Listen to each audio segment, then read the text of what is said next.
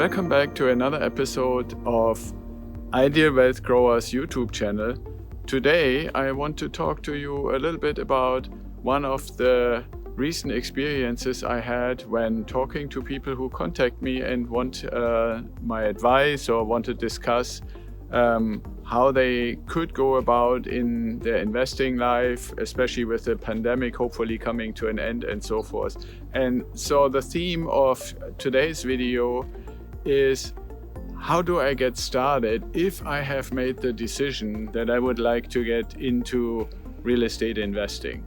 And here, for this particular video, the assumption is that you don't have a whole lot of experience in real estate investing yet, and you don't have necessarily put a whole bunch of properties into your portfolio. You haven't done really real estate investing before. You don't necessarily have an accumulation account where you save a certain amount of money every month and so forth and so forth. So it's more like, okay, I know I need to do something, but I'm not really sure where to start.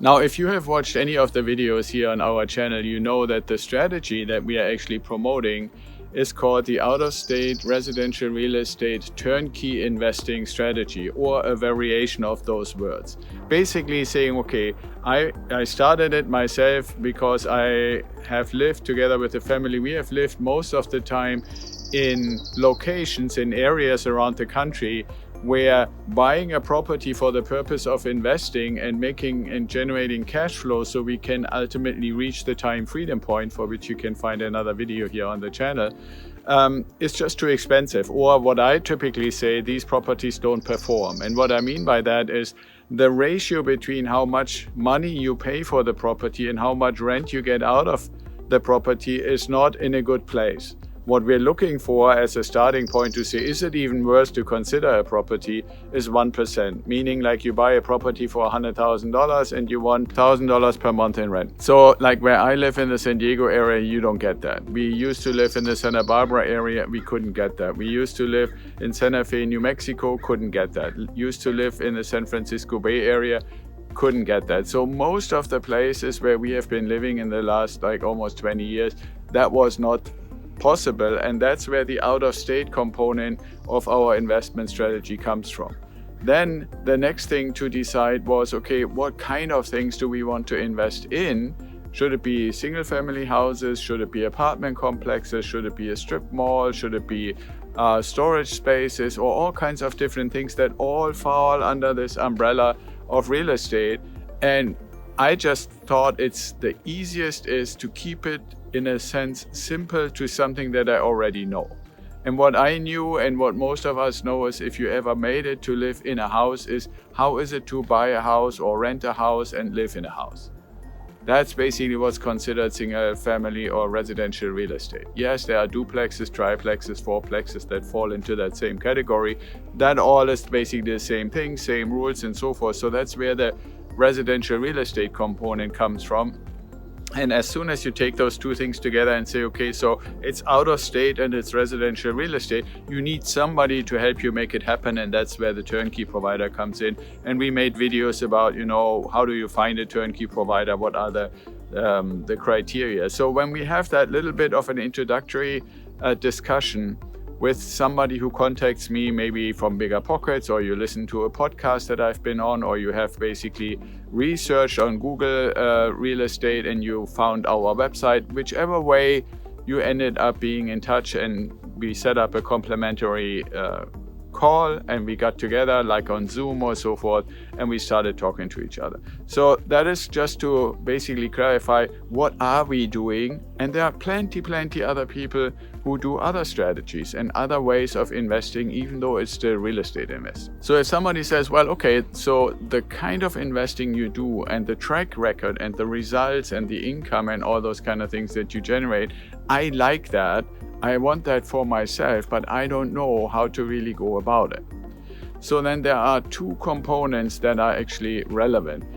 And one is very well described, at least I believe. I know I'm biased, but I believe it's well described in our mindset manual. So if you go to idealwealthgrower.com/free, you find the mindset manual. You can download that. And what it will give you is, in the very first part, it talks about what should your mindset be. And in a nutshell, it's pages and pages of stuff, exercises and so forth. But in a nutshell, it basically says, are you currently where you are right now? Are you in a creator mindset or are you in a victim mindset? Now, if you want to discover a little more what that means, you can, on this channel, on this video YouTube channel, you can find a whole series of videos that I have basically created that take you step by step through the mindset menu. But going back to the foundation, it's, are you a creative mindset, creator mindset, or a victim mindset? Most people start out in the victim mindset. So life is actually happening to you.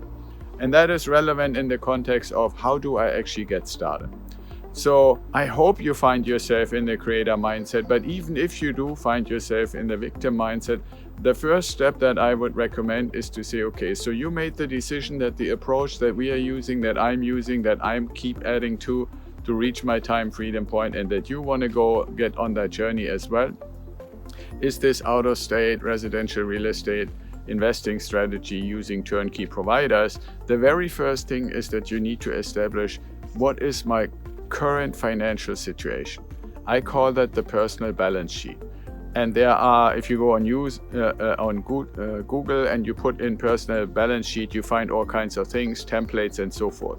Fundamentally what it is on the one side of a sheet of paper or a spreadsheet or whatever you want to use, you identify all the things that you have in cost.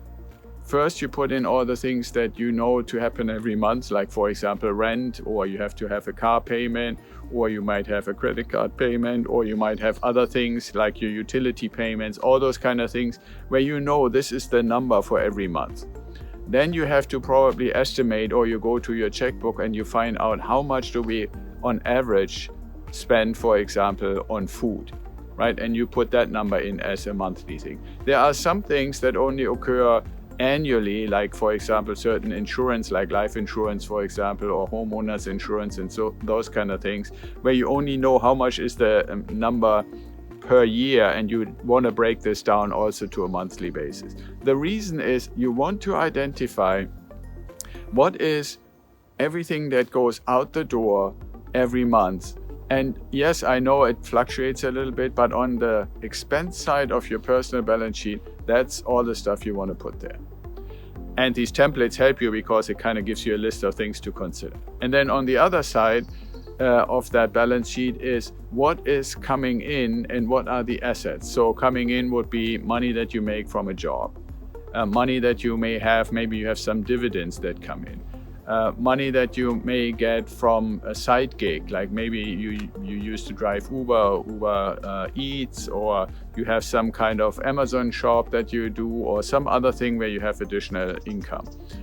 So all the things that are income, and in that category would also count if you already had one, like a property that you have, for example, invested in, and that pays you a certain amount of positive cash flow every month. So all the things that come in.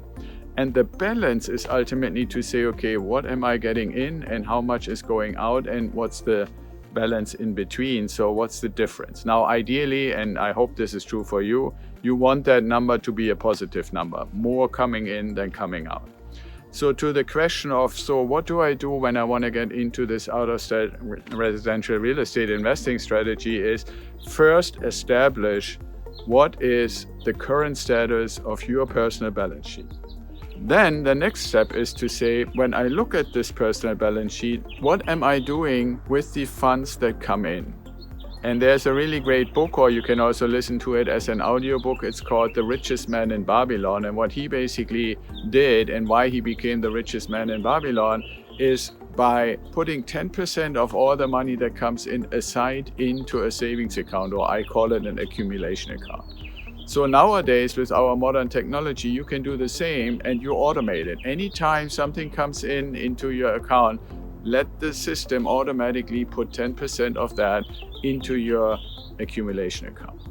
So then you have that. Now, in the area where you listed all the assets that you have, those can be, on the one hand, things that actually make money, but there are also things that have value, and you want to know about those too. Right, that gives you an idea of what do I already have, and then you can determine where you want to go. So with that established, you can say, now I know what is here. That's step number one. If you want to adopt the strategy that we are using, but you have to do it out of state, like I have, then I like to recommend a book that's called Turnkey Revolution. You can get it as an audiobook, or you can get it as a real book from Amazon by Chris Closure, who is the founder of, or one of the founders of Memphis Invest. And this book is really good to get a better understanding of what is turnkey investing all about. What are all the things to consider? Why do I say you want to find a turnkey provider who finds a property in need of renovation, renovates that property, identifies what a reasonable sales price is and sells it to me, and then also manages that property after I bought it? All of those things under the same roof. You find that and many, many, many more things to consider in that Turnkey Revolution book. So Chris did a really great job putting it all together in one place. The other thing that I would like to point out here is for basically step 1.5, or you might want to call it step 2, is really getting comfortable with what is this residential real estate investing all about. And one thing is to watch our videos. The other thing I would like to point out as well is when you go to our website and you do idealwealthgrower.com/media, one thing that we are posting there is every time I'm being asked to be a guest on a podcast, that podcast recording is posted at that place on our website. And the reason I like to direct you there is kind of like step number 2, is to actually listen at the different podcasts, because each of those shows has a slightly different aspect or viewpoint or approach to real estate investing. And so by having these conversations anywhere between 20 and 45 minutes from all these different angles, it makes you more and more comfortable and familiar with what are all the things to consider. And then step number 3 in those first 3 steps to take when you come to the conclusion you want to do real estate investing is to find a platform that allows you or provides you with what's called a rental property calculator. And the reason I recommend to do that as the third step is, and like a great one that I really like and that more and more organizations are using, is on the Bigger Pockets. So you type in Bigger Pockets and you go on the site, and you don't have to even be a paying member to be able to see the calculator, but there are plenty other calculators like that out as well.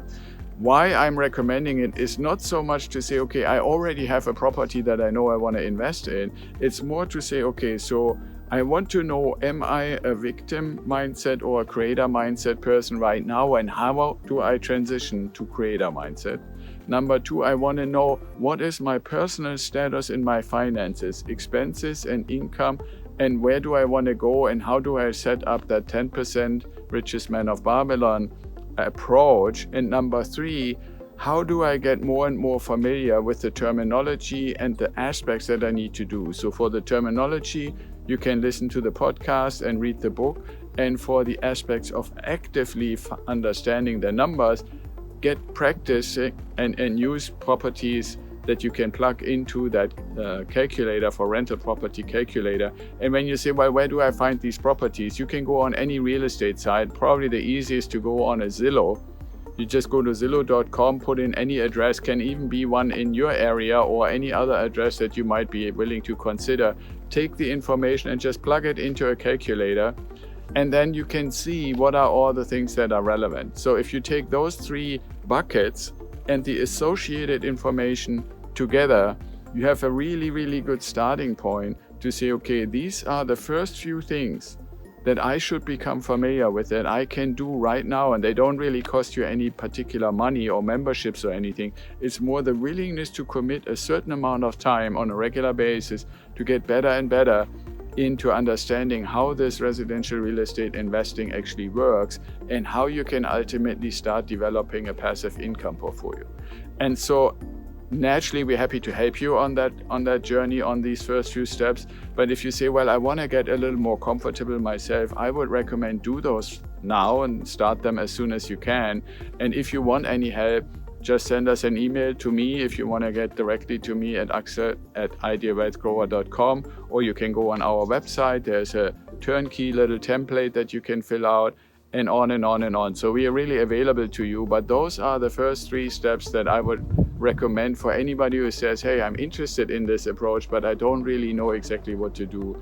Those would be the first 3 things I want you to consider to really determine, okay, I know what I'm talking about, I have a better understanding how it works, and I have started to go down this journey, down this aisle with these first 3 steps. So I hope this is informative to you. This gets you going for any one of the people watching this video and are still kind of not quite sure, how do I go about it if I decide I want to do residential real estate investing, especially out of state and especially using turnkey provider. Take a look around at all the other videos that we have on this channel. We provide more and more information, and I would love your feedback and your comments, especially also in the direction to say, hey, here's a topic that we would really be interested in, and then I'm more than happy to find a way to make that happen for the audience.